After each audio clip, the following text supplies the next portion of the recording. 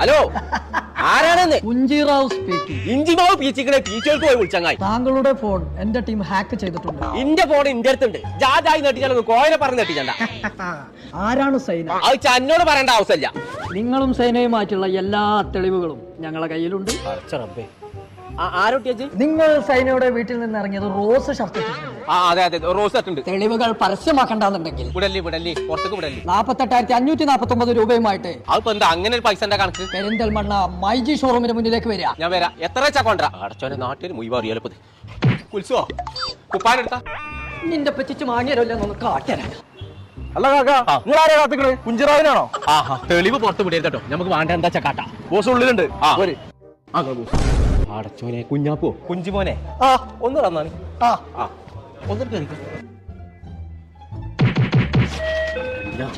Phone വേണമെന്നുണ്ടെങ്കിൽ ഇന്നോട് പറഞ്ഞാ പോരെ.